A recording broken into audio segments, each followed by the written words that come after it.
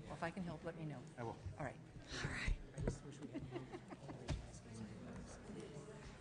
We're so for. I don't think it's hard to do. I think you can do it.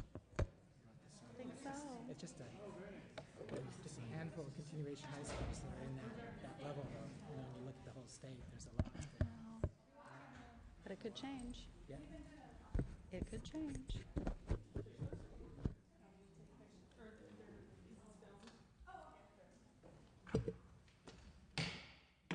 Welcome to the third hearing that we're having for the Select Committee on Lowering California's High School Dropout. I really want to thank you for coming. We have had some trouble judging the number of people who were going to come. The first room we were in was too small and we were overflowing, didn't have enough seats. The second one was a little stuffy. This one looks pretty spacious, so welcome. First thing I want to do is thank staff for helping to put together this committee hearing. A lot of you got invitations because of the work of Mandy and my office, really trying to get people together on this topic. We plan to have 4 select committee hearings over the course of a legislative term, and as some of you know, the first one we spent really defining the problem and looking at some of the data and the research that was out there saying just how big is California's dropout crisis. And we had Russ Rumberger come in to testify, and we didn't just find out the numbers, we also found out the economic impact of the dropout crisis on California in terms of increased cost through social services and criminal activity, and looking at how if we just focus some of our resources, we could make a huge economic difference for California solving the problem. The second hearing we had examined some of the programs that are operating throughout California that are look at preventing students from dropping out in the first place or getting into a lot of those high-risk categories. But this hearing is going to focus on dropout recovery and 3 different perspectives on dropout recovery. A county program from El Dorado County, a charter school with schools throughout California, a school district continuation program for Santa Clarita. And after we do this hearing, my hope is to have one more that will be kind of just for this legislative term, will sum up the best practices that we've learned in California and how to help implement some of those strategies throughout California. But before I begin, I would like to share some information with those of you who are stakeholders and interested in this topic. I did just go to D.C. to meet with other state legislators that are working on dropout programs in other states throughout the country. The National Conference of State Legislators has a task force on school dropout prevention. They've had a lot of the same witnesses come and testify to that task force, as well as having some of the think tanks from D.C. come in and talk about some successful models throughout the country. We are not alone in California in dealing with the dropout crisis, and my hope is that in our final hearing we'll bring in some of the reports generated by that task force on what they think states could be doing to help fix the dropout problems, because some of it's legislative, but a lot of it happens at the local level, and not everything can be done from a legislative perspective. And I am keenly aware of how important local control is on fixing some of these problems, but being able to share those successful models, not just for the ones happening in California, but happening throughout the country, is part of my goal for our final dropout hearing. At the end of today's testimony of listening to our wonderful presenters, we will have public comment, so please stay around to the end if you're interested in saying, there's something you missed in this conversation or things that we think that you should add, or in planning your next dropout hearing, then please stay and we will absolutely make time for public comment. I'll stay as long as you need to make sure everybody says what needs to be said. I do apologize, we don't have a lot of other legislators here. We had a hard time even getting a room scheduled because there was a budget committee meeting, so there's some people who did budget committee all day today, and a lot of people flew home to their districts this afternoon. So unfortunately, I don't expect us to have a lot, but we are being taped and televised, and we will send copies out to other legislators to make sure that we keep people in the loop, because the whole point of me lobbying to get this select committee created was to keep this issue in the forefront so it didn't get lost during the whole budget crisis where everything we talk about is just dollars and cents, that we remember that we have real problems out there that need to be addressed and keep those in the spotlight. So before I begin, I'd like to acknowledge 2 of 6 programs that were designated as model programs for dropout prevention by the State School Attendance Review Board and the Superintendent of Public Instruction, Jack O'Connell, because one of those is Twin Rivers Unified School District. And as you may recall, we had students come in at our last hearing to testify from the Twin Rivers School District about how things are working there and how successful they're doing. So I wanted to make sure that we acknowledge them. The second one's testifying today. The El Dorado County Office of Education, the first county office of education to be designated as a model school attendance review board. The other 5 recipients were all school districts, but these are model programs for dropout prevention by the State School Attendance Review Board, and I think I'd be remiss if I didn't acknowledge that those models were designated since our last hearing. So that brings us to our first witness, Superintendent Vicki Barber. Dr. Barber is the superintendent of the El Dorado County Office of Education, and she is also on the California Department of Education's Alternative Accountability Subcommittee for the Public Schools Accountability Act Advisory Committee. Is that correct? She'll, I'm sure, correct me if I'm wrong on that. And she's served as the superintendent in El Dorado County since 1994, right? And she's here to tell us a little bit about El Dorado County's program and why it's been successful. With that, Dr. Barber. Well, thank you very much. Certainly our thanks and appreciation to you, Assemblywoman Huber, for your interest and your support of public education, and your staff has been delightful to work with. Mandy, certainly our appreciation to you for assisting us and giving us the opportunity. So thank you, first of all, in terms of giving this chance to have the conversation. As you mentioned, I've had the opportunity to serve as county superintendent since 1994.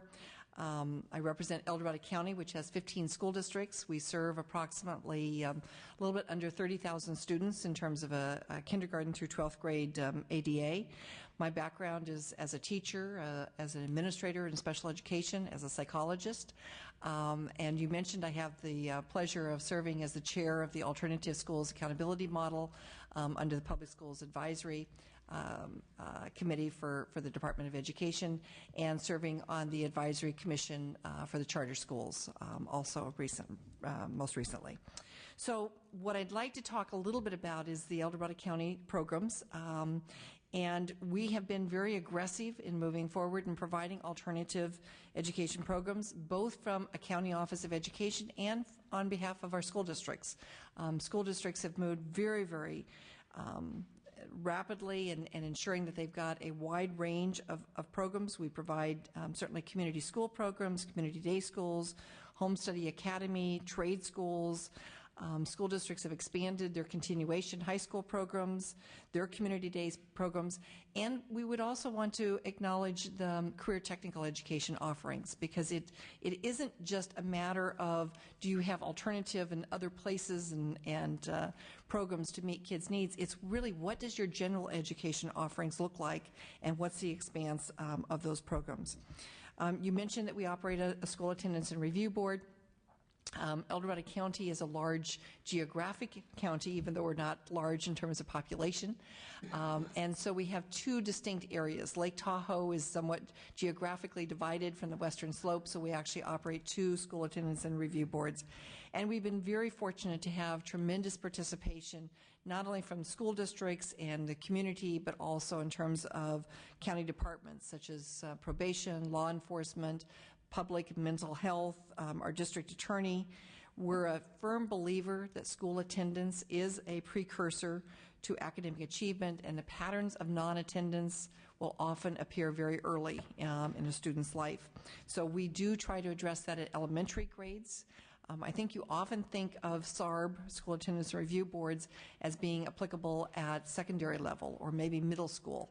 But in fact, we believe that there needs to be great emphasis placed at elementary grades to see those patterns and to intervene very, very early. So what I'd like to share with the committee today is a little bit of what county offices, the role that we play in that dropout prevention, talking a little bit about some of the strategies and implementation that we've done to address reducing dropouts, and then discuss very briefly with you the Alternative Schools Accountability Model and why we think that that is also critical. County offices play really a role in terms of ensuring that there's a safety net. when we work with our school districts do everything in their power. And I'm obviously going to speak from personal experience in El Dorado County, but I would characterize this in terms of being statewide. But school districts, I think, do everything they can to hold their kids. When students make a decision that is a poor choice, and for that reason are going to be expelled or suspended, at least for a period of time, there needs to be options for families. There needs to be options for those kids. We believe in a safety net. We do believe there need to be consequences. There are times when students should not be on our comprehensive high schools or middle schools, but that doesn't mean that we let them drop through the cracks. It means that there's got to be alternative programs out there to be able to make that happen. And for many school districts, when you look at California with smaller school districts, they're not going to have enough students to be able to ensure that they've got enough of a mass of students to be able to provide an alternative program. So county offices are the logical entity that will step in and provide that range of options, make sure that there's a gathering point to ensure that we've got quality programs and services that are available. In El Dorado County, we operate an extensive community school program that is a continuum of services, and probably a major message from me today is the need to have options. It isn't just one program, one strategy, one school that's going to meet kids' needs. We're an incredibly diverse state, and we need to have different options to be able to respond to kids' needs. As you mentioned, you've already had hearings in terms of what the dropout costs are on society, so I won't do anything in terms of validating the need to respond to that. But I do think it's most important that we keep the focus beyond the cost on society and the system. It's a cost for our kids. It's a cost in terms of what we're going to lose that child and that person becoming a productive citizen. So county offices are also, they're the entity that are charged with actually providing juvenile court school programs. And in some counties, that's juvenile ranches. In others, it's at juvenile court schools and juvenile halls, but programs that will meet the needs of incarcerated youth. And so you mentioned we're very honored to be included in terms of recognized as a model SARB program. We've also been recognized as having best practices by the California Department of Education and exemplify that in El Dorado County with a wide continuum of offerings for our students at risk. And I want to talk about that continuum for just a moment, but I would start that discussion that the first part of a continuum of services for meeting kids' needs to be on our comprehensive high school, middle school campuses. It is an attitude. It is an attitude of holding kids, of finding options. And so whether in El Dorado County, the El Dorado Union High School District has been just exemplary in providing academic recovery and providing programs through intercession where they can immediately intervene with kids that are having challenges rather than waiting to a summer school or something down the road to have kids fail. But that immediate intervention, I think, is really the first round of having strategies that work to hold our kids. And we know that we'll lose kids in terms of dropout when they're not successful. So the first key is to ensure their success and to give them some kind of connection, some kind of engagement to be able to keep them in school. So the El Dorado County Office of Education, certainly with districts in collaboration, provides, first of all, programs on school sites. And those alternative programs that we provide are on middle school and on some of our high school sites to serve kids that are not going to be eligible for continuation high schools. You know that continuation high schools, to be eligible, you're talking about 16 years of age. And so what happens is we don't have as many options often at middle school or for freshmen and sophomore, 14 and 15-year-olds. So the county office, again, in collaboration with our districts, has made those programs available where we can provide a self-contained type of program to redirect for young people who are headed down a path, who we can see the indicators very early that they haven't been expelled yet, but they're moving down that path that we want to do an intervention before they get any further down that route.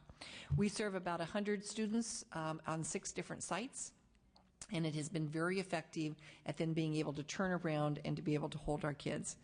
For kids that are 16 years or older, all of our districts, our 2 unified school districts and the high school district, provides continuation high schools. And they've done some very creative things in recent years where it isn't just a continuation high school on another site, but it's actually adjacent to our high schools to be able to hold those kids and to be able to offer a much wider range of content and services.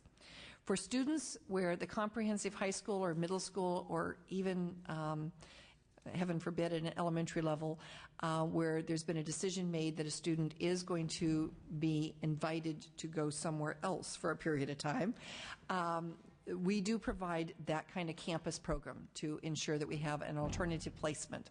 So for those students that are not appropriate, where we need to have some consequences for the behaviors that we've seen, whether it's been weapons, drugs, behavior, etc., then we do have campus programs, and that has been very effective in terms of, again, turning around. I think there's been a characterization in some places that county office programs particularly are seen as being, quote, a dumping ground where schools are sending kids off to. We take great offense to that kind of characterization. I think if you interview our students, our staff, our parents, talk to members of our community, that these are alternative education programs that are effective, that are working, where kids are doing well, and we're redirecting, and they're going to return back to those comprehensive high schools and other programs that are available in their communities. We also provide an extensive home study academy program. You do have some kids that are going to be put on ankle bracelet types of programs where they're not going to be appropriate to be in any of our schools for a period of time. You also have some students where parents have decided they're really just looking for a totally different type of service, and for a period of time, again, they're looking for that alternative service. We provide a home study academy working with the community and working with our school districts, and we have a college look-alike. What we also find is that we have a number of families that are interested in a home study academy, but not just doing independent study full-time. What we found is being very effective is having a college look-alike where there will be classes 2 days a week that students can come into and participate in, and then the bulk of the time, the other 3 days, the work is going to be home study, is going to be an independent study. Very rigorous, going to be same standards based. We're going to do the same STAR testing in terms of measuring how our kids are doing, but it gives options, again, for families. We serve at the elementary level about 150 ADA. We serve about 180 ADA at secondary, and we're finding the same thing in terms of our school districts are entering into this work. Community day school programs are provided for the county office. We serve a 4th through 6th grade population countywide, very small class, but there are a few students, even in a base of 30,000, where their needs cannot be met for a period of time, and we need to redirect. And we have school districts that are providing the programs at primary level, and then obviously community day school for older students to meet their needs. We offer, as I mentioned, a full range of CTE, career technical education programs, through regional occupation programs, academies, trade schools, charter school offerings, and all of those, I think, build a continuum and a complement of services to be able to meet kids' needs at different points in their educational career. I did mention juvenile court schools. We offer 2 programs, one in Placerville, one in Lake Tahoe. Our average stay is less than 11 days. And so if you think about trying to measure accountability for a juvenile court school, these are juvenile halls, trying to measure whether or not that school is making a difference or doing a good job, is how do you come up with an index that's going to measure the effectiveness? And I would say that for all our alternative programs, I mean, think about in terms of juvenile court schools are the most dramatic in terms of having the shortest period of time. But all our alternative programs, these are not programs where kids just live in a community and they go to their neighborhood school. These are cohorts of kids where they have been referred often by other agencies other than schools, where probation's been involved, judges have been involved, Social services has been involved, foster youth programs, group homes, et cetera. We've got a wide array of different folks that are going to be involved in making those placements, and they're not going to stay there year after year after year. In fact, they're going to come in for maybe a semester, maybe a year, and then they're often going to return back to that comprehensive campus. So how do we measure accountability, and how do we take a look at that, in fact, we're making a difference? In our juvenile halls, for example, we see 300 students in a year, but we only generate about 60 ADA, average daily attendance. So that gives you an idea of the kind of turnover that we're seeing. I do want to talk for a few minutes about our School Attendance and Review Board. We've operated for 36 years. As you mentioned, we're the only county office to receive the distinction of operating a model program. We conduct over 200 cases, new hearings per year, and 700 hearings on follow-up. We have referred approximately 75 cases per year to our district attorney and to probation to assist us in actually making the case as to how important it is for school attendance. If I were to characterize the keys to our success in terms of our School Attendance Review Board, the first is that we intervene at early years. That pattern of non-attendance, as I mentioned before, is often going to be seen early. I can have the most impact if I can, in fact, intervene at the early years. And the district attorney and probation can be very effective in helping us in that intervention, because we know that if we're talking about a third grader, it's not the third grader who's going to be making those decisions as much as it's going to be a family, a parent making that decision in terms of student attendance. The second factor for our key would be to success would be in the involvement of the total community. It is not just schools. It is recognizing that parents, law enforcement, all the other agencies, CPS, foster youth, counseling services in your community, all need to be part of that effort to make sure that we provide the emphasis and the critical factor to make sure that parents understand how important school attendance is. We also do a pre-referral to SARB intervention, and our school districts have done an exceptional job of, first of all, tracking the information and making sure that they have tracked the contact with parents and done that communication with them. That includes not only unexcused absences, but also excused. Excessive excused absences need to be followed up on, need to be checked on as to what's occurring, why is that pattern occurring, and a multidisciplinary team that's meeting face-to-face with parents to make sure that we have a conversation. And then finally having that inventory of resources and options for family. The programs that I listed earlier and described, having that full array to make sure that we've got the opportunity to be able to meet their needs and to refer them. So the commitment of our district attorney and judges to take attendance very seriously, recognize if there is no teeth in a school attendance and review board, news travels very, very quickly. Certainly in small communities like ours, but I would suspect even in larger communities, that kids become very savvy if there's no teeth and there's no follow-up. And so that follow-up with the family is the last key to success for us. And it's not simply a follow-up to say, well, you need to do this and to be the hammer. It's also the follow-up on congratulations and commending them when, in fact, we've seen a change and a turnaround of that pattern. So the last item that I wanted to take a couple of minutes to talk about is the Alternative Schools Accountability Model. Because as I mentioned to you, when you look at our alternative schools, they look very different than our comprehensive elementary, middle, and high schools. And I would certainly commend the legislature in 1999 in the passage of the Public Schools Accountability Act. There was acknowledgement that we needed an alternative schools accountability model. We wish the federal government had the same wisdom as the California legislature and governor did at that time. But we have approximately 1,200 alternative schools throughout California. We serve as many as 400,000 students, but only 150,000 of those students attend for 90 days or more consecutively. So that gives you an idea of the mobility of what we're seeing in terms of our alternative schools. And that really points to one of the reasons why we need to have a different model, alternative schools accountability model.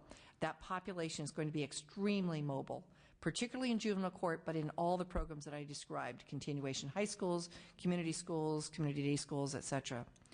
So without recognizing the specific components of these schools, if there isn't an ASAM out there, if there isn't a different type of model, because of the very small number of kids that are actually in there from the beginning of the school year, and in California that means in terms of when CBEDS is taken in October, to the first day of testing, I essentially would have no means to be able to measure accountability for a large number of schools. That should be unacceptable to us. We do need to have accountability and look at the value being added by all schools. So we also mentioned that ASAM schools don't reflect the natural incidence of kids, that there's really a gathering and a concentration of kids in alternative schools that have had either behavioral issues, academic issues, but certainly have exhibited high-risk behaviors in one form or another. So accountability has to be able to accommodate a very different look in terms of our alternative schools. There has to be a process where we can take a look at indicators that will assess the value of what's being added during the time period that kids are in our alternative schools, and in a fair and reasonable type of manner. So the needs of our kids in ASAM schools, first of all, are very, very basic. Need to attend is first and foremost a focus. You can't really talk about achievement until you've had kids in school. And so we often see kids that are coming into alternative schools that have not had a good pattern of attendance. And so that's really the first factor. It doesn't reduce the need for accountability. It just means we have to have some different means to be able to demonstrate that success that are valid and fair. So our indicators for ASAM, we have 3 basic areas that we are recommending and suggesting and working through State Department of Education and State Board.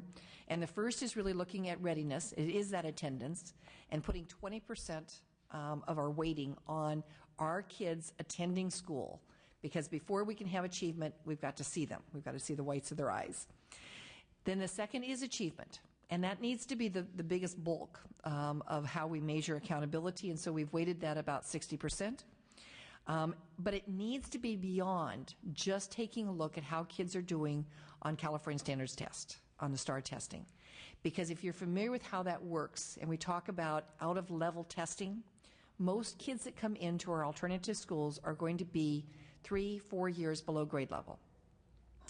If I do a fabulous job, and I have 2 years growth for 1 year in program, we'd all agree that we've added value in that alternative school. The problem is that's not going to show up on STAR testing if I'm 4 years below grade level to start. So I need to have a means by which I can demonstrate that. And one of the areas that we are suggesting is using the California High School Exit Exam. The vast majority of our alternative schools are at the high school level. And so we need to have a means by which we can look at and measure how kids are doing, and kids care about passing the CASE. They're not too gung-ho about taking those STAR tests because they know that there's really no impact on their lives in terms of how they do. In fact, you may have heard stories about kids filling out beautiful patterns on the STAR exams in terms of how they do those. That's not true on CASE because that has an impact on them. So we think that that really should be weighted, and that's a good way for us to take a look. And not only to look at pass-fail, but to look at growth on CASE. If I didn't pass the first time, as I took that as a sophomore, and I got closer in a junior, I should be measuring that and taking a look at that. And the last portion is successful transitions. I should look at what are the outcomes and weighting that the other 20%. Outcomes such as graduation, such as staying in school, returning to that comprehensive high school, passing the GED, are all examples of successful transitions. And many are referring to that now as a save rate. It's really looking at the other side of dropout, is that our alternative schools are saving kids. And that save rate is what we want to also have be as part of the conversation. So it allows us to tell the rest of the story, to demonstrate how we're redirecting young people's lives and helping them to become successful young adults. So 3 recommendations that I would ask for your committee to consider as you go forward. One is our alternative schools, as have every other school in California, have experienced significant funding losses. The flexibility, the Tier 3, needs to continue. We will not survive and be able to invest the funds that we need to invest in providing these kinds of programs that I have articulated to you without the kind of flexibility that you have provided to us most recently. That is critical. Secondly, home study is a viable option, and it needs to be at its quality level. It needs to be considered a reasonable and a legitimate option for some families. In some ways, it's actually more accountable than seat time, because in seat time, I can sit here, if this was a classroom, and I can be doodling, doing my BlackBerry, doing my Game Boy, etc., and you're still going to get paid for me being here. In independent study, I only get paid if, in fact, I can see work product that, in fact, demonstrates that you have learned and been able to implement and demonstrate the actual knowledge that I'm wanting to impart. So I understand the skepticism from some with respect to independent study, but I would respectfully ask you to consider that the flexibility for independent study, we've got to open up in this time of distance learning and technology that is becoming so much more important for our youth. And it's going to be, in my opinion, the wave of the future. We've got to take a look, and code right now limits the number of kids I can have in an independent study type of methodology, home study academy, distance learning, whatever language you use to describe it. I can only have either the same pupil-teacher ratio as I have on my largest unified school district in the county, or 25-to-1 if I'm in a charter type of program. Now, that doesn't make sense in today's world in the economic issues that I'm dealing with. You've got to lift some of those restrictions and give me some greater flexibility to be able to deal with exciting technological advances that I can do with kids and to be able to engage them. And finally, our recommendation, we do need to continue the alternative schools accountability model. There needs to be some means, whether it's the ASAM2 that we're working with the department on and going through state board, or other kinds of concepts that need to be incorporated in it. We need to be able to measure accountability with our alternative schools and make sure that we can look at the value that, in fact, many, if not most, are adding to our young people in turning their lives around and allowing them to be successful in going forward. So thank you very much for the opportunity to meet with you today and to share some information with you. Thank you so much. And I know that you have another meeting that you need to attend, so I'm going to take this opportunity to ask you just a couple of little questions. Given the economic situation we find ourselves in, there have been some proposals to do things like eliminate the high school exit exam. I don't think it's likely, but given that those proposals are out there, and I know other states, we have a requirement that we have a high school exit exam, but we don't have a requirement that it be CASE. It could be, some other states use the SAT as their high school exit exam and just have every kid take the SAT, so they don't have to recreate the wheel and process it themselves. If something like that were to happen or were to be floated as a proposal, how would that affect the accountability model for these alternative schools as you've kind of laid out? Because you need something to measure. You right? do need something to measure. Whether it's the actual CASE that we have now or some other measure, I am a proponent for having some measure. Mm-hmm. But whether it's that one, I would suggest to you consideration. I think that most school districts in California would say to you, it would be great if it could be linked to the use of colleges and universities, rather than having, I personally believe that we test our kids a great deal. And I think in recent years we've tried to really acknowledge that and address that in some ways. But there still is, I mean, you still hear, and talking to parents and kids and our teachers, you'll still hear about kids that are going to take that STAR testing but not take it seriously. And so, because there's no impact. There's nothing that it affects that child's life. Doesn't affect grades, doesn't affect their entrance into college, et cetera. So to answer your question briefly, yes, I think there should be something in terms of high school exit exam personally. Whether it's this particular measure or something else, that certainly could be dealt with.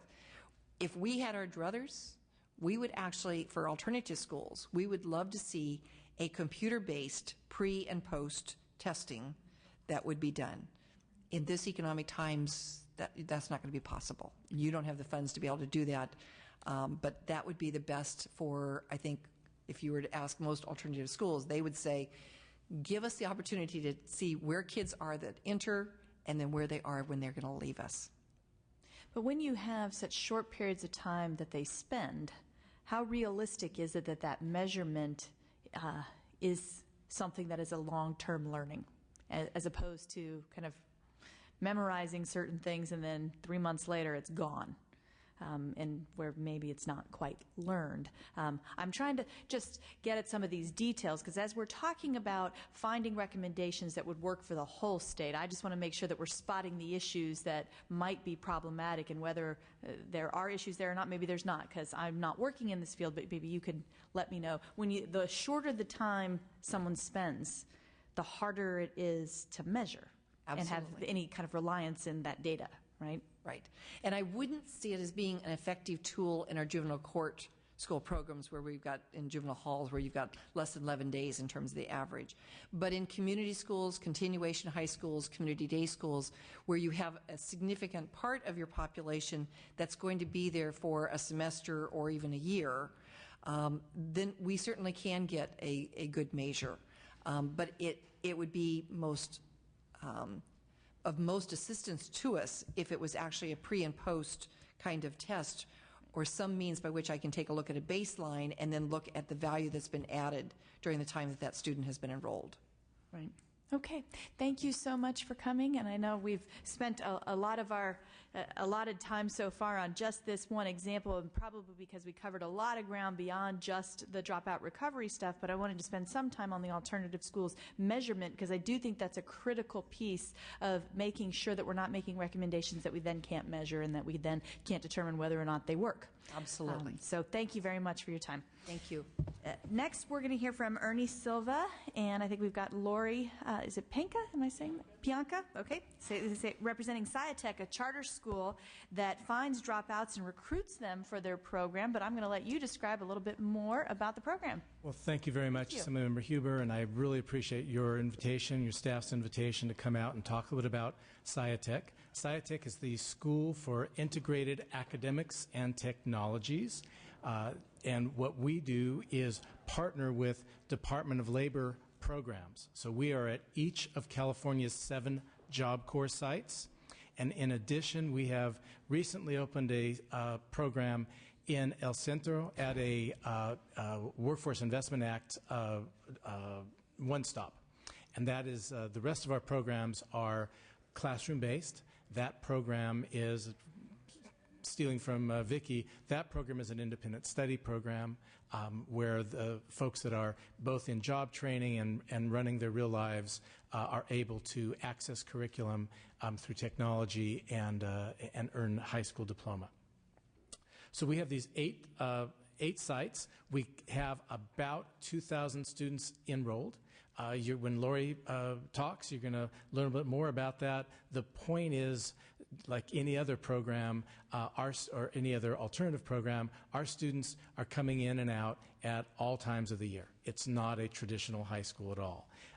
In addition, I want to underscore, we are a dropout recovery program, not a prevention program until the students get to us, but we are dropout recovery.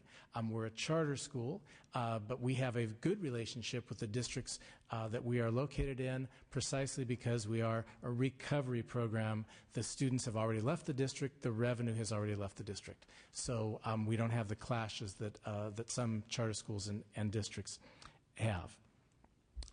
So our students are unique. We have a statutory exception that allows us to serve students the same ages as the Department of Labor, so that's 16 to 24. We have about 15% of our students that are over 19. The rest of the students are more traditional high school age. The rationale for that is that these are dropouts. We haven't spent the 4 years worth of revenue to educate our students. Even with our program, we find that you're actually spending less than 4 years to earn a high school diploma once the students return, including their time at the prior school. I've got a brief outline that's on top of you that says, what is Sciatech? And if you go to the second page of that, there's a real quick overview. Shows you where our sites are, shows you the number of students and the number of graduates. We've got over 6,000 students that we've graduated over the last 9 years. And those are WASC accredited, fully standards aligned high school diplomas. It's a real live school, real live diploma. In addition, we've won awards from everything from the Department of Labor to the California School Board Association. I believe we are the only charter school with the coveted Golden Bell Award. I'm going to, because I'm the Director of External Affairs, which means I talk to the legislature and the department, so I'm going to be done in just a moment. But I want to leave you with two last points. One is not only is our schools different, our students are different. As I indicated, they're a little bit older. They are recovered dropouts. They are atypical in other ways, which means that they are capable of great things, much greater than they themselves may recognize when they come to our schools. Lori's going to talk about our robotics program. It's the only one of its kind that takes kids that were living on the street or having other issues just a year before and are now working with NASA engineers and others. We also have had the opportunity this last year to work with Luis Rodriguez, who I suggest to you to look at his research. He's a Harvard-educated professor at San Bernardino State. What he's done is used our students as partners in graduate-level research on what causes dropouts and what can be done to change dropouts and dropout culture and how to reintegrate students into the community, which we found has been a wonderful work that he's doing. I want to leave you with, there are 3 legislative issues that I want to point out for you. One is, one of the issues that dropout recovery schools are struggling with today is the since SB XXX, the Race to the Top legislation that incorporated into California the 60% grad rate standard, dropout recovery schools, you've already heard the research about it, dropout recovery schools aren't likely to hit that 60%. The research that you've seen from San Bernardino shows that it's somewhere around 18 to 20. Our ratio, our grad rate under the existing numbers is something just under 30%. 60% is a target that it's unlikely to be hit by dropout recovery. And that's largely because once students have learned to drop out, they are going to be more likely to drop out again. It's because they come back, as Vicki said, way below standards. If she's working with 2 to 4, we're working with kids that are significantly more than 4 years below grade level. So these are students that really struggle when they come back, even with all the best intent. Second issue is graduation, how you count graduations. You know that the National Governors Association is encouraging the nation and encouraging California to extend the amount of time that we count for graduates. We're going from 4 years to 6 years. And I'm sure that's a really good thing everywhere but in dropout recovery programs. Our students aren't with us for 6 years or 4 years or 2 years. What we're suggesting as an alternative is an alternative cohort. Look at the students that we've had for an academic year. 10 months, and then measure us. And we're going to almost double the amount of graduates we have. The sad truth is, a program like ours that has a policy of no guns and no drugs is often the first program that students have been exposed to where those rules are enforced. We have a tremendous leaving of students within the first 2 months. So when you count those kids as dropouts against us, makes us look a lot different than we really are. Give us a 10-month cohort and we're able to produce. And thirdly, the accountability measures that fit traditional schools don't fit dropout recovery schools. There needs to be a continuance of ASAM, as Vicki indicated, and for us, we're doing with our own dime, we're doing individual growth measures on our own. We think that that's the solution, so that you can look at where the student comes in and what we're doing with that student over time and whether they're reaching or exceeding, and we believe we are exceeding expected learning gains, and that's what we should be measured on. I want to introduce Lori Pianka, who is our Director of Education for our Northern California campuses. Lori has taught high school physics and biology, and she's been a middle school science teacher. She's got 10 years of work as a school administrator in Eastside San Jose schools, working with at-risk youth there. She's been working with SciTech and our At Promise youth since 2005 and served as principal of the San Jose Job Corps program as well. I'm going to end with you've heard a lot over your hearings, and you'll continue to hear about at-risk kids. I'm here to tell you that we're the oddball. We're not dealing with at-risk kids. What are at-risk kids? What are kids at risk of? They're at risk of dropping out. Our kids have already dropped out, and we're recovering them. We see our students as at promise. They are at promise of success. I want to introduce you to Lori Pianca, who's one of our excellent educators. Thank you, Ernie, and thank you, Assemblywoman Huber, for this opportunity. First, I'd just like to, as Ernie has stated, SciTech specializes in students who have already been out of school, who have already dropped out.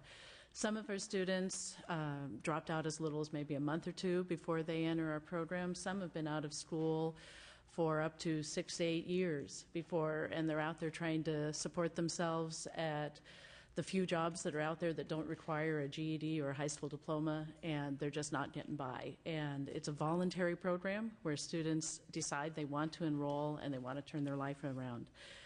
But since students enter, and in our program, students can enter and graduate from the program throughout the year, since we're a year-round program. A traditional school setting and school year is often not able to address the dropout retrieval issue without students having to wait for the next semester or perhaps even the next school year. With our competency-based academic program, we're able to address that challenge, and that education allows students to enroll and start earning credits immediately with our year-round program.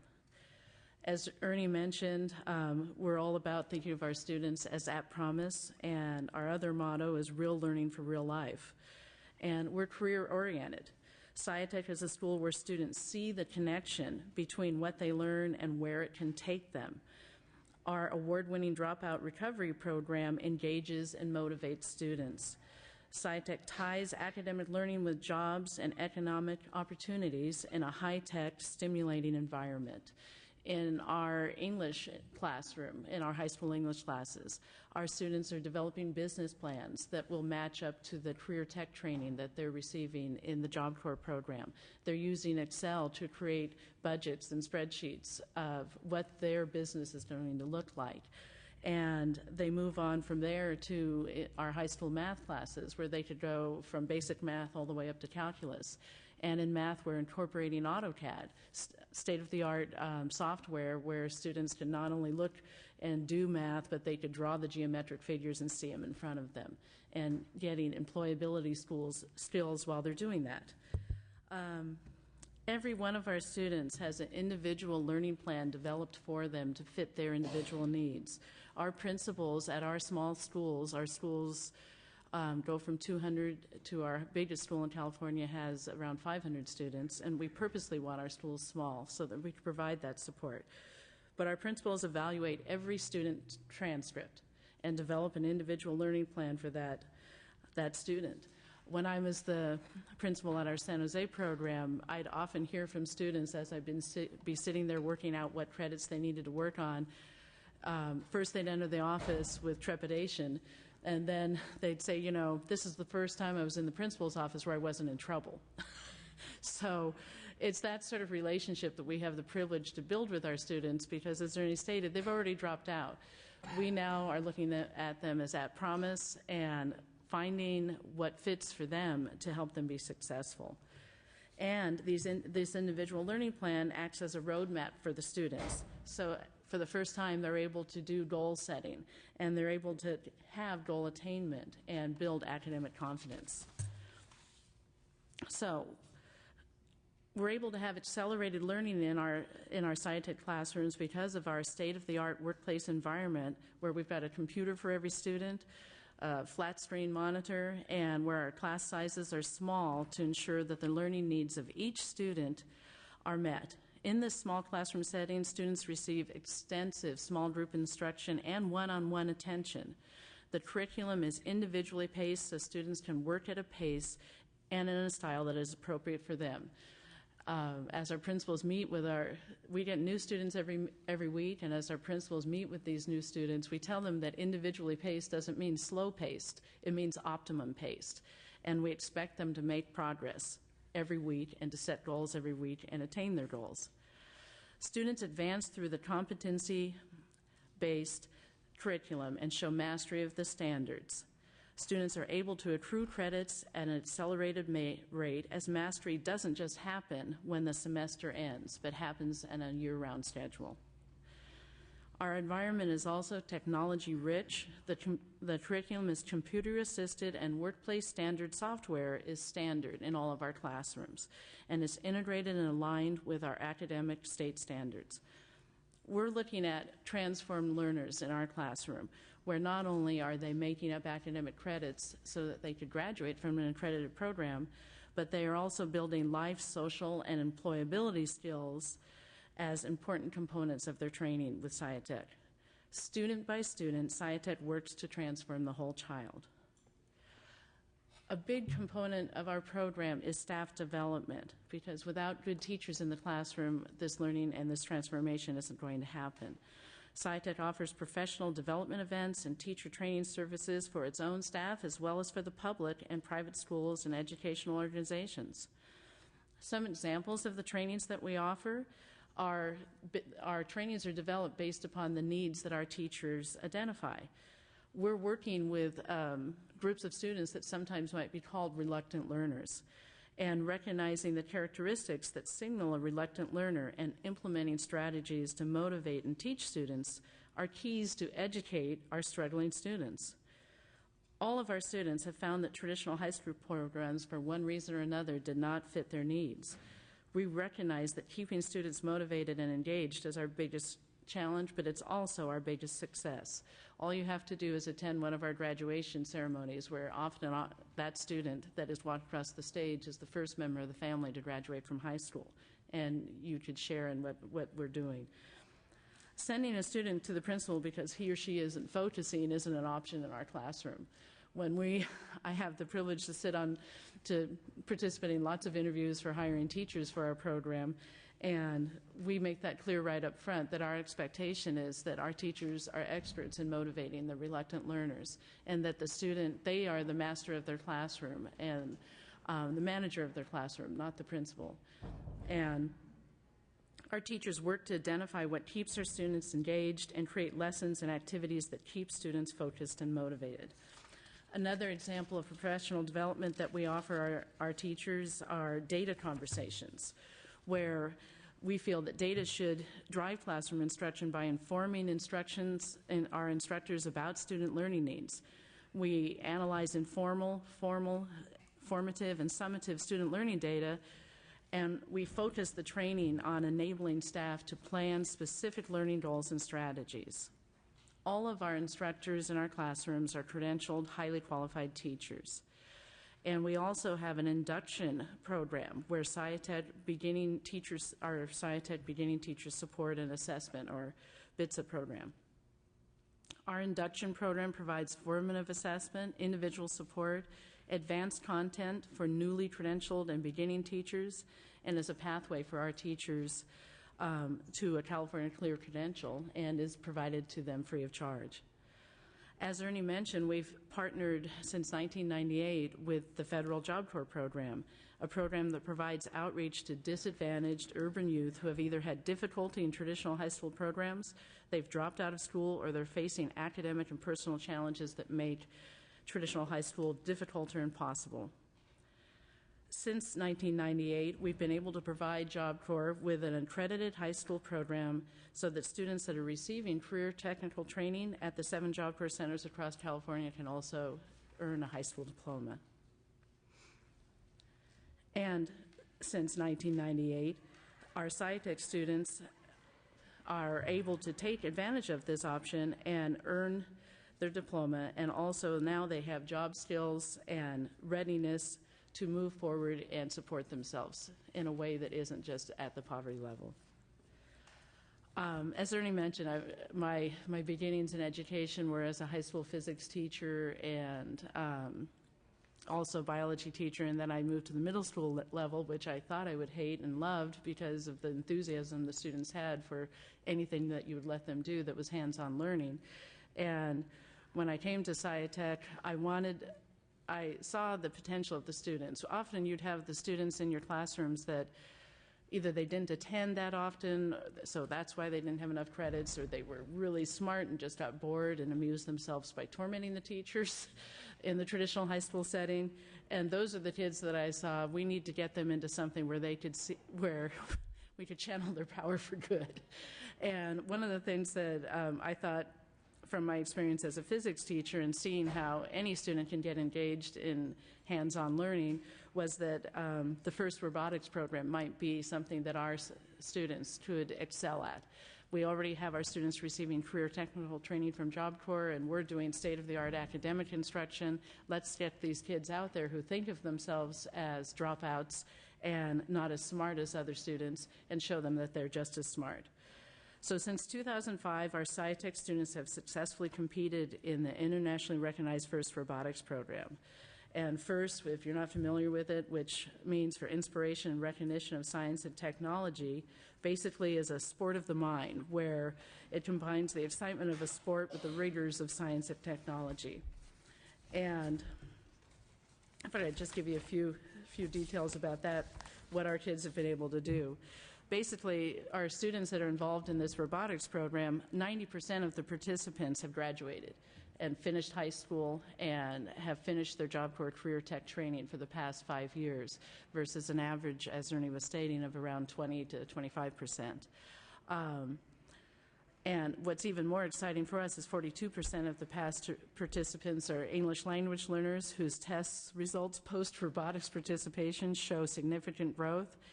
40% of our past team members are now in college, majoring in engineering and other STEM-related career paths. And I think, though, the keys to success of this program is that it's hands-on learning outside the classroom. There's relationship building with mentors who are, as Ernie stated, NASA engineers and retired VPs from Sun Microsystem and Google engineers, and our students start seeing themselves as, hey, I could do that. And if you could picture the scene from of the movie Apollo 13, where you take some parts and dump them on a table and tell the students, you need to build a robot in 6 weeks. How are we going to do this? And it has to be able to play this game. And by the way, you're going to be competing against 5 other robots while you're out there. And the students you're competing with, they have a lot more money and a lot of parent support, and you maybe don't have that, but we're still going to do just as well. So, and that's what we do with these students. And if I could quote just a couple of students, and then I'll turn this back over to Ernie. One student, a young man, shared with us that I was really shy and sometimes get along with students from different backgrounds than mine. Now I've opened up to others, and I understand that we all have to work together if the team is to be successful as a whole. My experience with this team over the past year has changed me forever. Last September, we were invited to help President Obama celebrate the 45th anniversary of Job Corps. And our students, we took our robotics team to the Senate, and they put on a demonstration in the Rayburn building. And there, one of the students shared that he is now an effective communicator who confidently makes contributions to his team. Another student plans to major in computer science in college and be a web designer. All team members have embraced the concept that hard work and perseverance can equal success, and they look forward to opportunities to test their newly discovered abilities and confidence. One of our female students who was quoted was telling one of the senators that they put me on the team and they put a drill in my hand, and I didn't even know what I was supposed to do with that.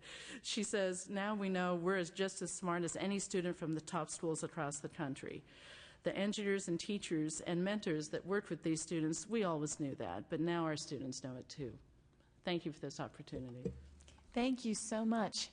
I think we're running shorter on time, but I do want to get some little tidbits of information because SciTech is actually talked about in other states as a great program. But 2 things that I just didn't know the answers to was you look for dropouts to enroll in the program. How do you find them? Because sometimes they go off the radar and you can't get public schools to find them. They don't know where they are anymore. And how do you find them? These are the schools. The students come to us essentially through Job Corps, so they've heard about the Job Corps piece, and so it's different than us recruit. We don't have space for all the kids that could fit. So we've got a great waiting list. We wish we could expand and work with more. Well, then that helps me with the second question I have, which is, how do you afford to do what you do? Because that's one of the things we struggle with in the traditional schools is affording it. And you talk about big screen TVs and computers in every classroom, and you talk about all of that, and I hear cha-ching, cha-ching, cha-ching, cha-ching. How do you do it? The short answer is, as a charter school, we have more flexibility, more funding flexibility, even though we don't have more funding. We have, because of our partnership, we aren't spending money on the classrooms themselves. The Department of Labor is providing us the space, and it's back to the priority thing. We've been as efficient as we can with resources. And if I could Sure, add on please. to that, we do a lot with very little. At our schools, at our Job Corps centers, for example, at our San Jose Center, we operate our entire high school program out of 3 classrooms. So we are operating an extended day from 8 a.m. to 4 p.m. We might see half our students in the morning, half our students in the afternoon. And when our students aren't with us, they're taking career technical training classes, so they're getting a full school day and earning elective credits. But because we are given this shell of a classroom, basically a facility space, which we then fill with the high-tech computers and the highly trained teachers and small classroom sizes. So it's block scheduling, it's all sorts of things that we do to work within this. It's a very entrepreneurial, in a way, sort of, how can we best utilize our resources to focus it on the classroom? And our administrative team is small at every school. The administrator is the principal, and that's it. And there's an administrative assistant, which is the principal secretary, registrar, and attendance clerk. So all of our funding is focused on the classroom setting as much as possible. So you have a list on this form, which we should have extra copies available for people, for the public, because I know we got a lot of extra copies up here, has a list of all of your site locations. How long did it take you to develop those site locations? So did you start with one and then you ended up with 4? We started out with one site in 1998 in San Bernardino at the Inland Empire Job Corps Center. It moved from there to pretty soon, within a year or two, we had high school sites at all 4 of the Job Corps programs in Southern California. In 1999 and 2000, we moved to Northern California, and we're at San Jose, the Sacramento Job Corps Center, and the Treasure Island Job Corps Center. We have a high school right in the middle of Treasure Island in San Francisco. So by 2001, we were at all 7 centers. So basically in 3 years, we opened up 7 schools. Wow. Thank you so much. Thank you. Really learned a lot from your presentation, so thank you. Thank you very much. Next, we have from the principal of Bauman High School, Robin. It's Geisler. Geisler. I'm horrible with pronunciation. Sorry. And Ms. Geisler is going to testify regarding the model continuation school at the William S. Hart School District. So thank you very much. Thank you for so coming, and much, thanks for being Assemblywoman patient. Huber. Thank you. And thanks again, Mandy, for all of your help and support. Bowman High School is 500 kids. Some days they're at promise, some days they're at risk. It depends on the day. We have predominantly boys. 75% of our kids are male. And what we find is that the traditional schools, for whatever reasons, do not serve the needs of boys, which we've addressed by having lots of hands-on learning, project-based. We have a higher tolerance for boy-type behavior. We're constantly having to, talk to them about their language and things like that. But I don't know how these other schools manage to not get the kids with the ankle bracelets and the ones who've been on drugs and had guns, because I get all of those kids. Those are all of my kids. I have 6 feeder high schools feeding into my school. We have 9 different gangs. We have a program that's really directed at what the student students' needs are. And we have an incredible graduation rate, 95%. And we keep our kids. And if our kids go someplace, we track them down and we bring them back. And I get in my car and I get on my cell phone and I say, Mrs. G is out in front of your house, get out here and you're coming to school. And that's pretty much how we do it in Southern California. We go get them. I've gotten myself into some interesting situations doing that, but I kind of, once I saw the movie Blind Side, I thought, wow, that's kind of what we do, only we built a school that's like a home. We didn't have to take all the kids home. We have a school that's like a home. Just in the last 8 years, so that you understand the demographics, we're predominantly Latino, African American. When I first got there 10 years ago, it was predominantly a white school, not anymore. In the last 8 years, we've had 7 kids, graduates, incarcerated for murder or manslaughter. I mean, we have some serious business going on with kids. How we have been so successful is we've hired an incredible staff. I believe in what Jim Collins talks about, from good to great, you get the right people on the bus and you get the wrong people off the bus. And when you're dealing with kids that you're going to lose into the pipeline to prison, you've got to have the best people. You've got to have dedicated people who make a difference every day in the lives of kids, and we absolutely do. In the recent West Ed article on Once a Dropout, Not Always a Dropout, there are push factors and there are pull factors. And the push factors that are pushing the kids out of the school can be academic, they can be learning disabilities, but what we see are gang pressures, pregnancy, and lack of support from families. For SARB meetings, we don't even have them for our kids because we have kids who don't have parents. We have kids who are homeless. There's nobody to come and stand up for them, and so we have to be the people who stand up for them, and we do. The pull factors that bring them back, because we lose some kids. I've got a list of 13 that my registrar is working on right now, tracking them down, and we're doing a good job of that. Of the pull factors, a third of the kids who drop out between junior high and, let's say, the sophomore year, they do come back, and they come back for a diploma because of the concern of staff. And this, again, is I'm citing the West Ed recent article on Once a Dropout, Not Always a Dropout. And I just wanted to read to you from that because I think it's so articulate and it represents our school so well. It says, kids were telling us it was the wrestling coach, it was the principal, it was the attendance officer they bumped into at a convenience store who said, we love you, we miss you, we'll do whatever it takes to help you get back. Caring came out as a sort of premium thing in terms of luring people back. Kids wanted to go where people knew their life stories, where people were non-judgmental and were trying to help them deal with their lives.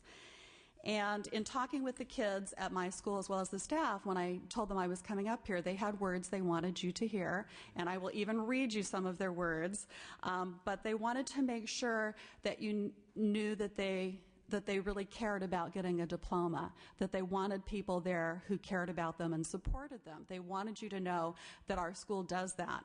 We keep our kids for as long as it takes. I had little Denicia, it took her 10 times to take that high school exit exam, and she passed that test. Denicia came from a family that had been incarcerated all the way down to her grandfather for crystal meth distribution.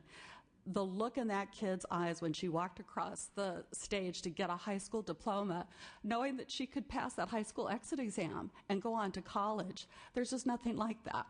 I get very emotional because, it's for these kids, it's life or death, and it has to be that way. In terms of academics, in terms of student engagement, academics is really key. I have to teach our kids how to write, how to speak, how to debate, how to be articulate and advocate for themselves. They're incredible. I'm looking through some of our accreditation materials, some of our model school application materials. These are just kids some of whom are special ed kids, English learners. When I look at what they're able to write now and how they're able to advocate for themselves, I'm incredibly moved. We publish a poetry anthology. There was a sonnet in here I was going to read to you that really is representative of what our kids can do. These are kids who everyone else had thrown away. We keep them. We don't let them go, and that flexibility and dedication is important. We have kind of an unusual setup. We have a morning session, an afternoon session. We have a very small independent study program of about 20 or 25 kids, and we have a night school program for kids who are working. The kids will cycle between the different programs as their needs become apparent. If you have a kid who's pregnant and she needs to go on independent study for a while and that's her choice, we put her there until she can get her child care needs taken care of. If we have a kid who needs to support his family or who's homeless and needs to work, we get them a job and then they go into the night school program. And then we have what I call our witness protection program. And those are the kids that are so gang affiliated that they cannot be on a campus because it's unsafe for them and it's unsafe for us.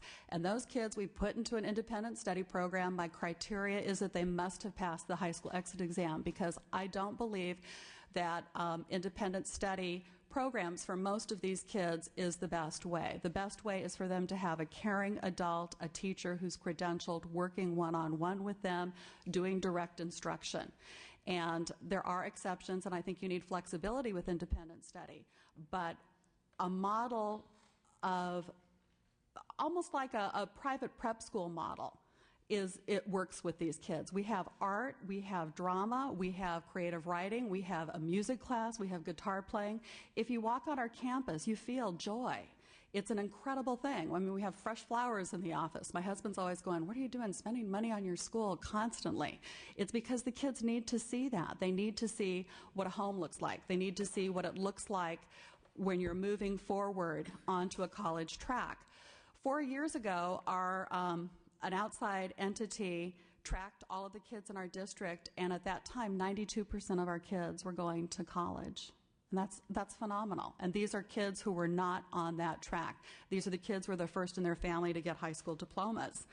The variable credits is really important. If you saw the most recent Time magazine with the Harvard professor, I think it's Dr. Fryer, he talked about paying kids to get grades and to achieve on tests. And we kind of do that, only they're not getting a monetary value. As soon as they finish their work, they get a credit value for what they do. And that's incredibly important to the kids, especially the kids who are 2, 3, 4 years behind. If they see that they can get that, you know, in our district, it's 220 credits to graduate.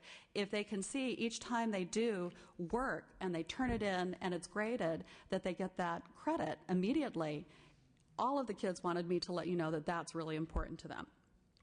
Many of our kids, even though they are credit deficient, they're incredibly bright and gifted. And they really shouldn't be at a continuation school, but because of their family situations, they ended up there. And so with those kids, we graduate them early. We have a lot of kids who do graduate early and choose to come to us because their siblings had been with us. We also do a lot of concurrent enrollment with College of the Canyons, our local junior college. And then we've been picked as a pilot program for Road Trip Nation. And if you've seen the green bus on the PBS channel, the co-founders, there are 3 of them, came to our school, and we did a huge assembly and motivated the kids. And the kids are now doing cold calls. They're interviewing people about jobs that they might be interested in. They're writing scripts. They have little cameras that we were able to get through a grant, and they're recording things. We also have had the Mary Pickford Film Institute. Disney is building a studio out in our area, so we're hoping to make a connection between our school, a partnership, and Disney.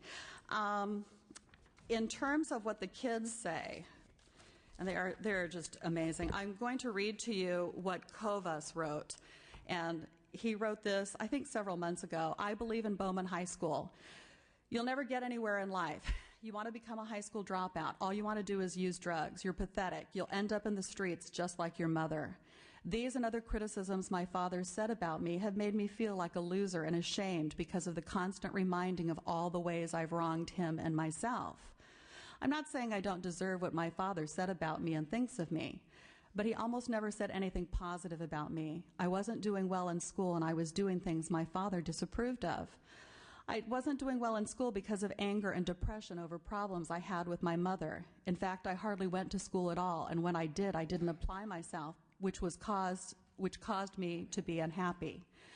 Too unhappy to care about school. You see, when I was 14, my mom split on my dad after inheriting money from her mother. The worst part is that this happened on his birthday. It was done suddenly and hastily, and when my father came home from work, he found an empty house with no explanation. Happy birthday, Dad."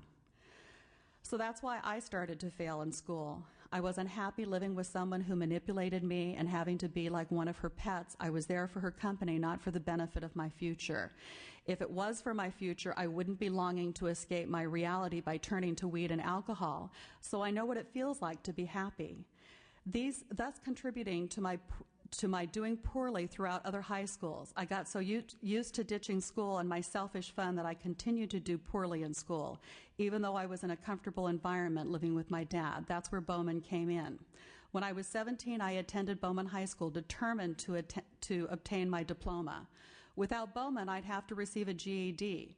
I'm very grateful for Bowman. I can honestly say it is the best school I've ever had the pleasure to attend. The teachers and staff are dedicated and patient toward the students' education, along with showing concern and compassion toward the students' overall well-being. What also makes the difference between other high schools and Bowman is that the teachers want to let the students feel comfortable enough to confide in them about anything that's on their mind. So despite all my troubles I've had with school and at home, Bowman was there for me. The positive things they say about me have given me the self-confidence, self-esteem, self-respect, and self-propulsion to succeed at anything I do. I've never had better grades, and my dad is very proud of me. Now he has something positive to say about me. My name is Kovas. I'm 19 years old, and that is why I believe in Bowman High School. Well, he really believes in himself. And that's the thing that we're trying to give to these kids. And I'm trying to think if there's anything that pretty much I can end on that. I can end on that. But what we do, one more thing I do need to talk about is the drug and alcohol issues. I think it's really critical for there to be some sort of additional arrangements made for helping kids with drugs and alcohol. All of our kids that come to us, if they are caught using drugs, we have intervention programs for them. We put them into rehab. I have the Action Teen program where I just call one of the action counselors. They come, they take the kid to rehab, and if the kid doesn't have insurance, they pay for it. And that's a partnership that doesn't cost our district any money, but has had an incredible impact with kids. I would say that probably 95 to 98% of the issues that our kids deal with are drug and alcohol related, either in their own trying to numb out so they don't feel the pain of what they've gone through, or they're coming from families that are alcoholic and drug addicted families. So. Thank you so much. You are the exemplification of why people matter, because you can just tell in the way that you present your school and your students how passionate you are about helping these kids. And I just want to thank you for coming here. And I always try to make sure that we have a student perspective on all the previous panels that we've had. So I really thank you for reading that wonderful, everything you said was so true about how articulate they have become in advocating for themselves. You can see it so clearly in that letter. So please tell him that I sincerely thank him for writing. He'll be so excited. He's an English learner, and he was 2 years behind in school when we got him. Well, I can see very clearly why you are a model continuation school, and congratulations on that designation, because we have a lot to learn from schools like yours, and I think it's a critical part of addressing how we move forward as a state looking at dropout recovery. Some of the things can be replicated. Some things take people like you to do. And so I don't want it to be lost how important you were in this process. So thank you so much. Thank you. Next, we have Gordon Jackson from the Division Director for Learning Support and Partnerships Division of the California Department of Education. Man, we put so many names in there, don't we? And he's going to give us some information about the students that usually receive services via the educational programs like juvenile court systems, schools, community day schools, county community schools, and other continuation programs, and how they work together to help these students align to attain a diploma or even get them back into a traditional school system from the state level, and how we're looking at all those programs coming together, because we've been very detailed at the county level and at a charter school and even at a school district, so or at the local high school level. So if you could give us some insight from the state level, that would be appreciated. Thank you. I would do so readily, and forgive my voice. I'm recovering. I think I'm recovering. But as you mentioned, I'm Gordon Jackson, Assistant Superintendent for the Department of Education, and to my left is David Copperroot, a member of my staff who's played an active role in SARB and working with our state SARB board. I think, first of all, I'd want to say two things. One, just a celebration of the spotlight, of the opportunity, and your focus on not letting this become something on the back burner. Dropouts and those students who stray away or walk away from school, it's a very complicated process. In the 30 years that I've been an educator, I have not had an interview with a student who simply said, I dropped out because I just wanted to drop out. There were mitigating circumstances, there were challenges, there were barriers.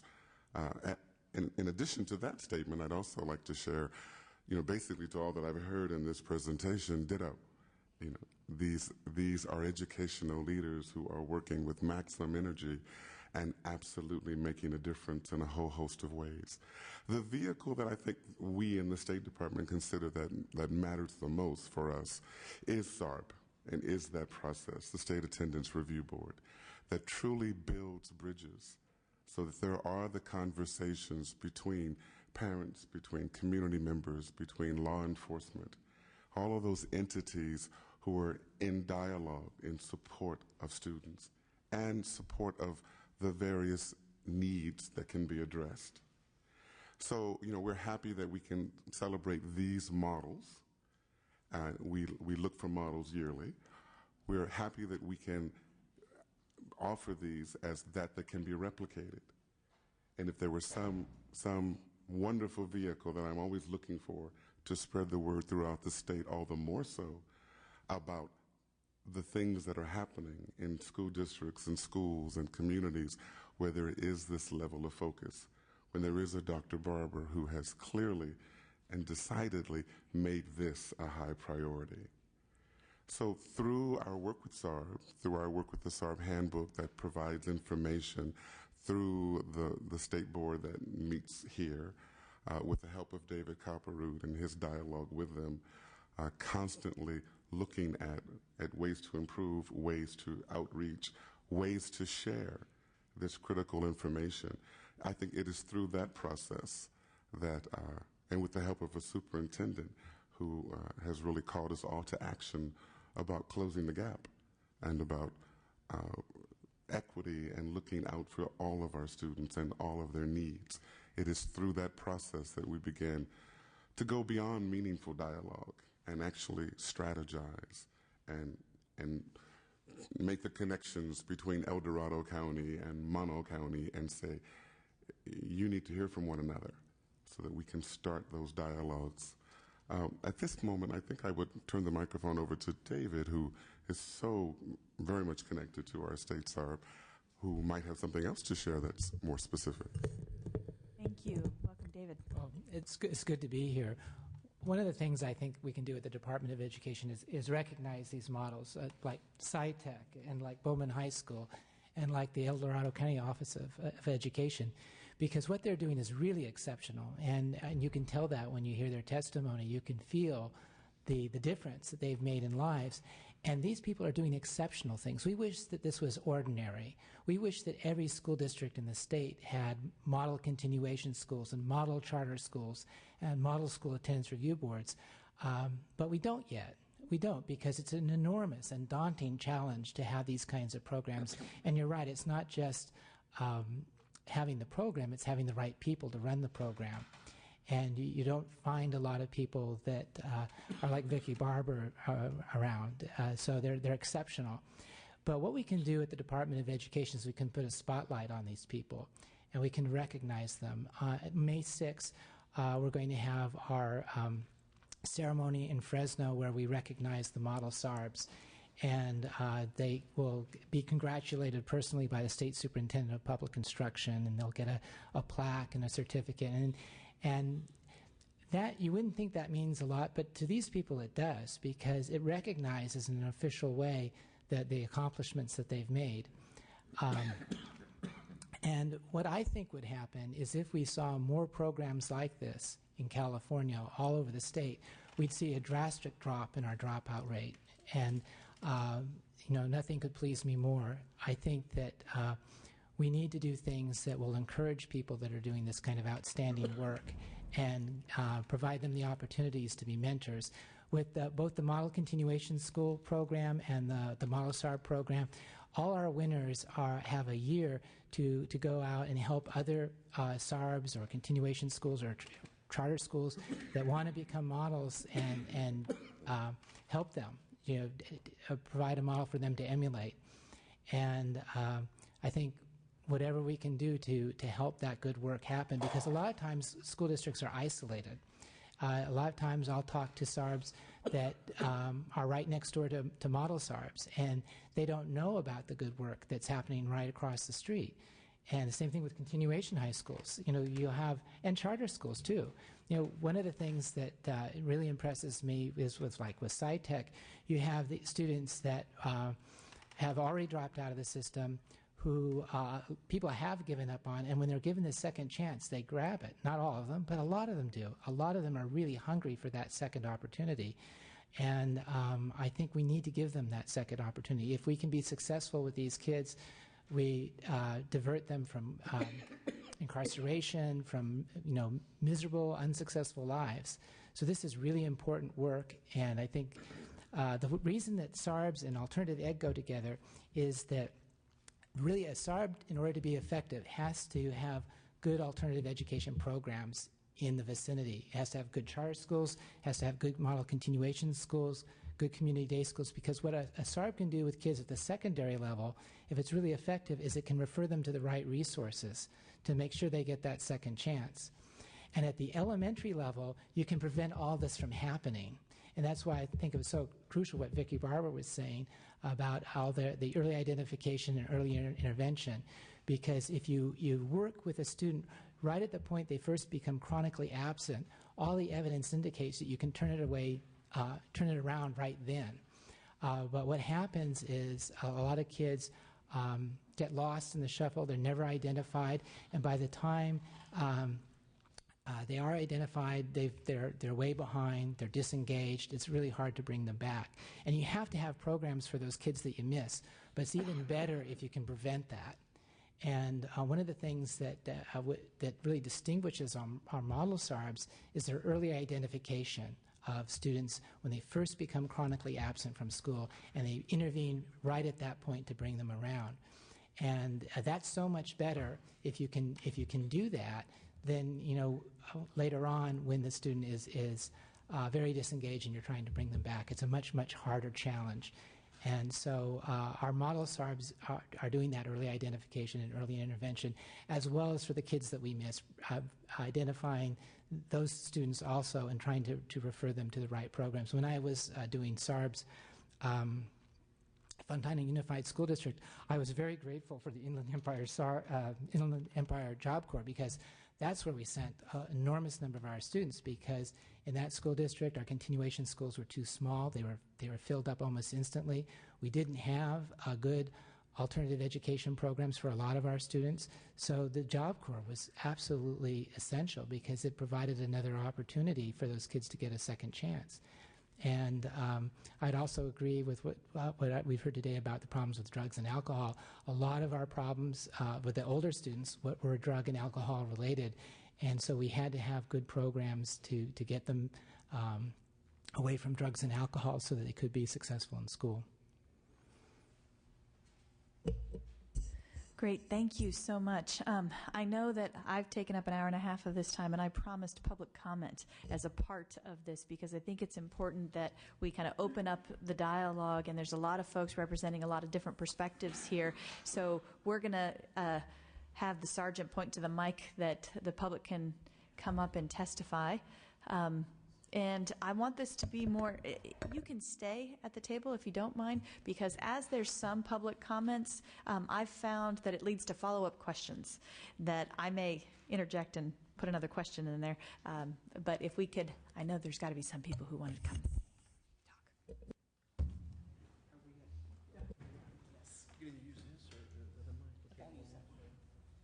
Hi. Hi. I really appreciated this invitation, and I'm Suzanne Brooks, and I'm here representing the International Association for Women of Color Day, of which I'm the CEO. I'm also CEO of Justice for All Includes Women of Color. a term that some people don't like, even though I took it from the Pledge of Allegiance. I recognize that all the people who've testified are committed people and who are doing really great work, and I commend all of that. However, I want to point to some different models and how just as we have the war on drugs that has failed, anything that fails to that degree is a failure, most of these programs are not meeting the needs of students of color. We have this tendency to address the exceptional. I went to a meeting one day of Multiple Sclerosis Society, and one of the things people with multiple sclerosis hate is all the news stories that say, oh, this person with MS swam the English Channel, as though all people could do that who have MS. And so when we have schools that have 500 students and there are hundreds of thousands of students that are thrown under the bus, I have read Closing the Gap. I have been in touch with Mr. O'Connell, and I know well Rick Miller, who worked for him. Rick was a student at Sac State when I ran the Multicultural Center there, and I helped introduce Rick to many culturally sensitive issues, and in the entire time that he was in the role that he's just leaving, I sent him all kinds of documentation about problems with racism in the schools, racism and sexism in the schools, racism in the credentialing process, racism in the No Child Left Behind program. I have sent CPS information on problems for students in foster care. One case that I quit my job over was actually a white girl who was a foster child placed in a house that all of the other foster children were black males.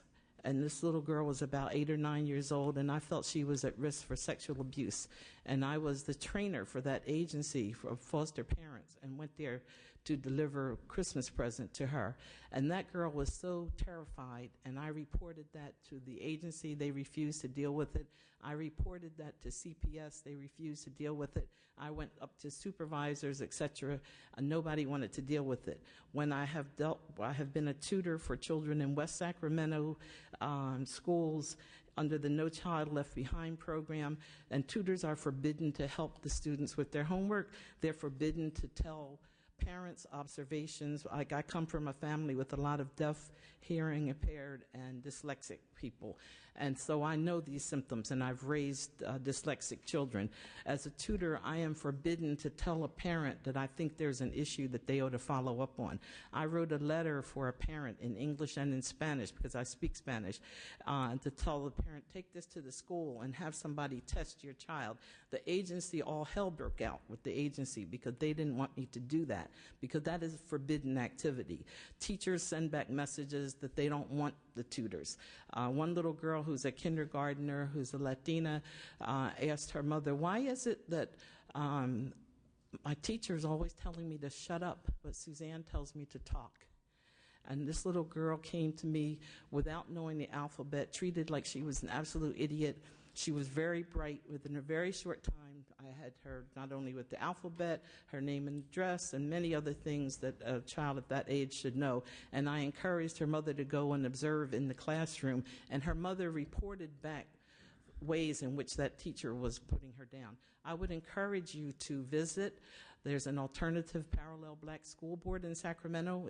If all of you should visit there, people from the community are coming with concerns about teachers. Last fall, I put together a team of people, and we submitted a proposal to bid with the city of Sacramento for community-based truancy centers. We had over 200 years of education and experience. The money was given to an organization which was 99% white, whose executive director had a GED, who half of the people only had a high school diploma.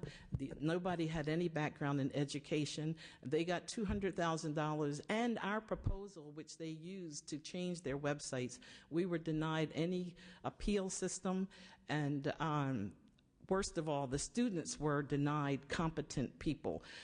We had people with doctorates in education, and we could not get anywhere. This is very characteristic. A couple other areas you need to look at. Credentialing. I have the equivalent of 2 doctorates, a master's, a BA with double major, and I can't get teacher credentials because I speak out against racism. No, we talked about this because you did come and testify at a previous dropout hearing that we had. So I know that Yeah, but was it's not part of resolved. They made up a reason, Right. you know, and I have contacted the Office of Education, the county offices and whatnot. They created a reason to deny me a credential. This isn't about me. This is about all of the competent people who, when they speak out about racism in the schools here, are treated like pariahs. And there are many of us who are in touch with ethnic communities. And it really has to do with the way people see the students. My students that I tutor jumped 2 grade levels in reading in 25 sessions. It's not because I'm the greatest teacher, it's because I like them. I do not talk about their lives as miserable and unsuccessful.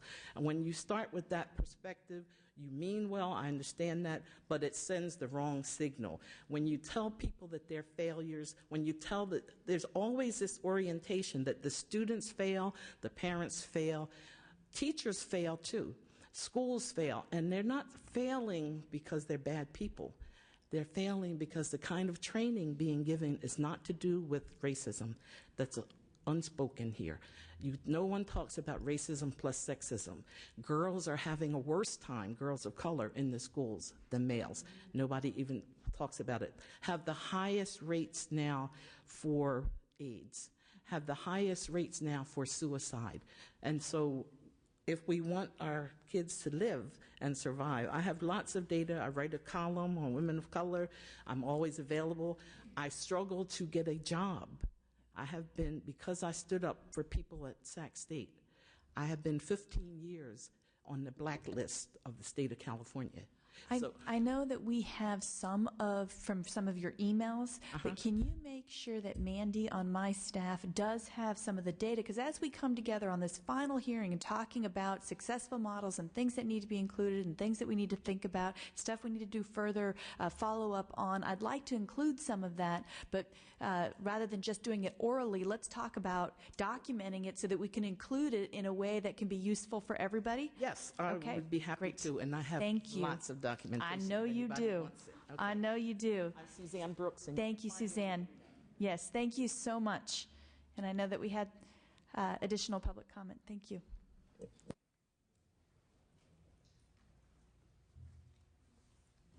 First, I want to say I want my son to go to your school immediately. Thank you so much. Immediately. My name is Toni Colley Perry, and I specifically wanted to come to talk about looking at how the School Attendance Review Board functions. I spent about 16 years at Sac City Unified School District, and I found it to be a very punitive situation. And I think that I'd like to see some real support of families. Citizenship needs to be a priority in what the state focuses on. Families need support. I never got excited when they did a sweep. That wasn't something that made me happy. Some people found great joy in it. Some people look forward to it. I don't think that children and families need to be seen in that way when there's so many things that are affecting their actual survival. And one thing I do want to agree with Suzanne Brooks is that I completed my master's in December 2008. It wasn't something I even chose to do. I was happy being a parent advisor. I like parent involvement. I think families need support and how to sustain themselves during hard economic times. But what frightens me is that on the year and a half that I've been unemployed, I have the skills. It hasn't been a problem. Nobody knows that I'm unemployed. I know how to get healthy families. My son is not getting his same medical care that he had when we were in the district.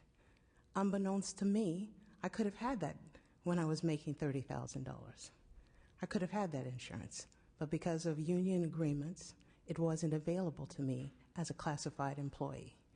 Now, the quality of life is something everybody should be concerned about. How families live and engage in the community, and safety and nutrition affect the obesity of our city. It affects our quality of our lives. And it makes health prices go up. So, to me, I'd like to see the Student Attendance Review Board revisit their process of recognition. I think it's great, but citizenship is more important. I'd like to see some things happen differently about giving families a real sustainable support that they need to change.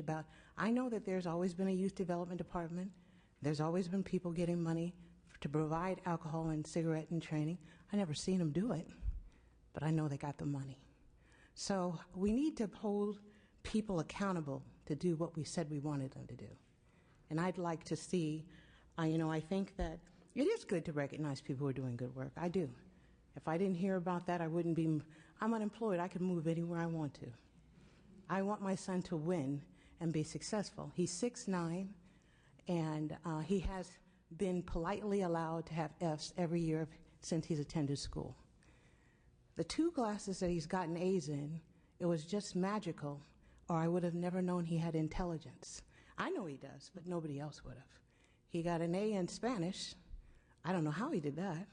And he recently got an A in weightlifting, which I think is pretty difficult.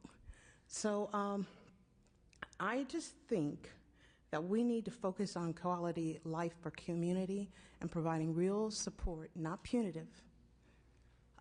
I'd really like to see that, and focus on safety, and focus on how there's some conversations you need to have. I didn't realize that my son was getting obese because I was terrified about having him out in the street. So a lot of people keep their kids at home because of safety. And all of us have time factors. And because of time, we make decisions that keep children away from learning how to be responsible. And then we turn agencies focused on obedience. There's nobody that's going to grow in middle school being told what to do. They have to be taught responsibility. And I didn't plan on saying that, but I'm really happy to come here. I'm glad you had this moment to talk about this. And definitely nothing to say negative about what you're doing, because I just feel we just need to really, I don't think it's fair that just because people come here and they're immigrants, they get to learn about citizenship. I'm a military kid, and I learned citizenship on a military base, and it's always served me well. I don't mind working with anybody, getting along with anybody, but it has to be taught. Just because you're a United States citizen doesn't mean you understand what that means. Thank you so much for sharing your perspective. Yeah, and I would like to sort of validate what she said. There are some SARBs that are punitive and judgmental, and none of our model SARBs are that. But there are SARBs that just are sort of disciplinary, and they have parents sign contracts. But the model SARBs have counselors, they have parent representatives, and they do diagnose what the problem is. They work with this, they develop a relationship, a partnership with a parent.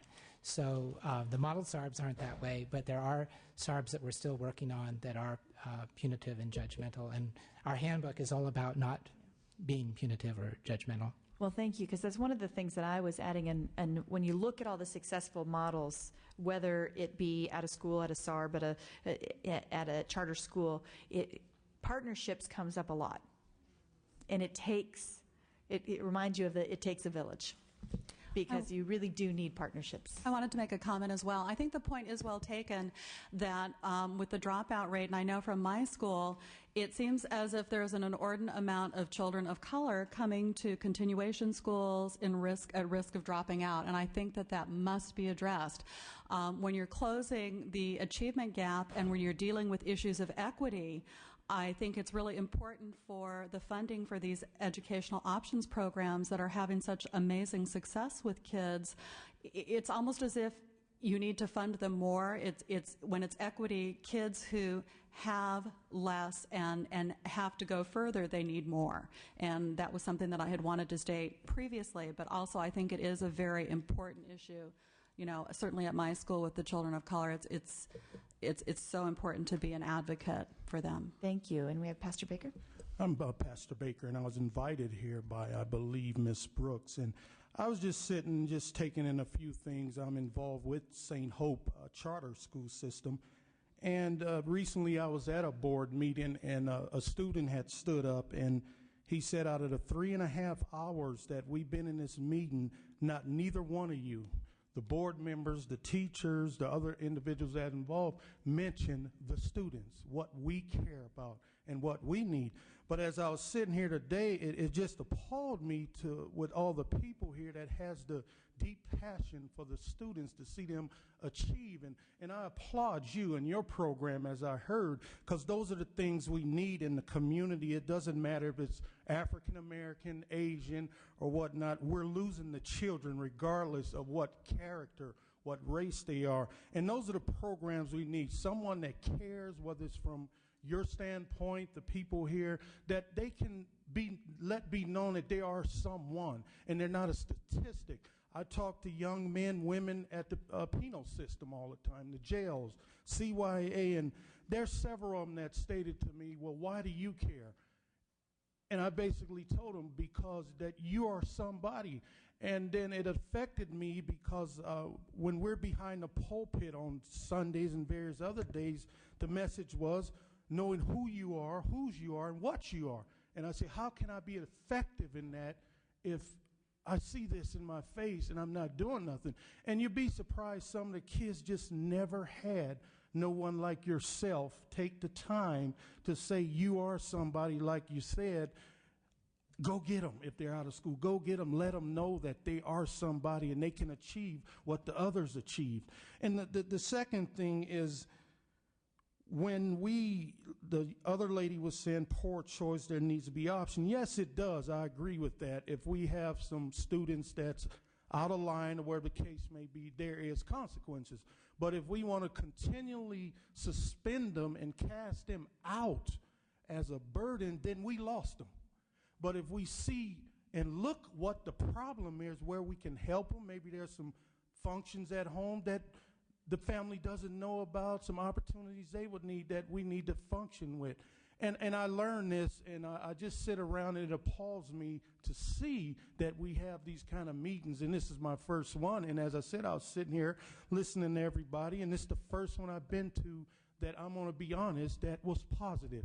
And I know when I leave here that I'm going to be able to say, now that's somewhere I would like to continue and spend my time. I don't want to come somewhere like I did recently to 12:30 at night and go home scratching my head and try to figure out why was the panel bickering with the teachers union and the teachers union bickering with so-and-so, but we're not looking at the circle of the children. And I was asked a question at one time, well, what is the Christian community going to do about it? And I said, I'm going to present this to you. We were never asked to be involved in none of these things. And there's a lot of children in our various churches that I deal with, friends of my colleagues deal with, and they come from broken homes or various other things, and they're dropouts. Like I heard, there's some that's pregnant, 16-year-old girl, 2 kids already. Young man, 3 kids. And we're losing them, but if we focus like we were saying today and focus on what we can do, it's not going to happen overnight. But if we bring our attention to where we need to identify and what we need to do, that person may be sitting up where you're at. That person may be you. That person may be you. It may be me. But if we just cast them out, they're a problem. Let's forget it. And I'm going to leave this note, as I heard some mention about charter school system, the system, the charter school. And I can say this, I'm a single father. My son is 15. I've been raising him since he was 13 months. And when he was in a regular school, there was some math issues and yada, yada, yada. And as I go there and I say, okay, he's having problems. And with the hands being tied, the budget, and we all know that, I say, okay, I'm going to put him in this after-school program because they said they have fabulous teachers and this and that. So I say, why is this grade dropping? I go there, and we have yard duty teachers in there just throwing a piece of paper at them. But when I was told that we're going to have teachers, didn't happen. I'm going to go to the charter side. I'm not saying nothing about regular schools, who's bad, who's good. But as I put them in the charter system, I've seen the structure of his English, his math go from here to here. Because as we were saying earlier, you have to care. That's one of the options. And I'm not down in the public schools. The charter system he's in, I believe, is great.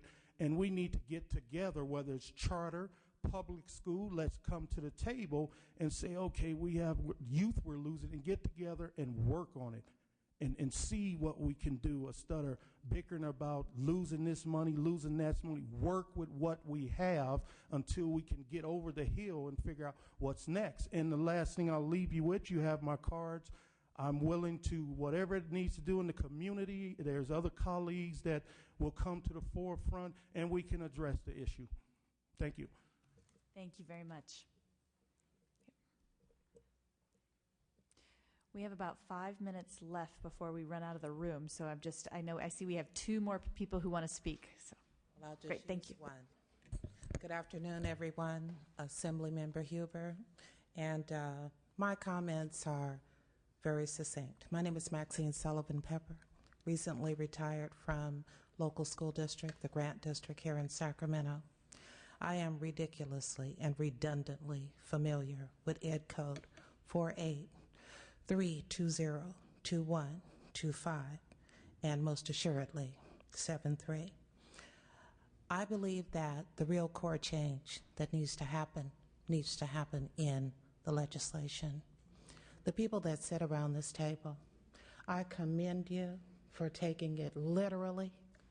Every section of the Ed Code that addresses the SARB process, alternative schools and education options, you took it literally and you put it to work. I say to you, Assistant Superintendent Jackson, and your support, it is past time. It is beyond time. There is a document, 48273, reports directly back to your office. If indeed it tells you what is working, it most assuredly tells you what's not. We need to address what's not. In our policy, in our oversight, we need to address what's not. Thank you. Thank you very much. Well put. I see one more speaker. Is there anybody else who wanted to speak? Okay. I promise I'll try to make this very succinct. Claudia Moreno, Stockton Unified School District. I'm a dropout prevention specialist, CSS program. I am a product of that. And I'm here speaking on the issue of the dropout is, of course, a dear, and thank you again for demonstrating what caring individuals can do for children. But I think there's a couple points that I want to emphasize that were actually addressed. The issue of inequity is a big issue. The issue of how the academic language that is not congruent with the needs of children of color, and by that I mean not only African American children, but children of all color, Latinos, Southeast Asians, and the sort. I am definitely a supporter of public education. I am a school employee and also a president of a union who I represent. And I think that public education by itself definitely, and again, there are many opportunities and many different programs that we know from the Department of Education that know work. I think what we need to do is take a look at some of those programs, how they can support one another, that we could do a better coordination with those programs so that we can continue to support them, given the straight times and the economic times that we're facing.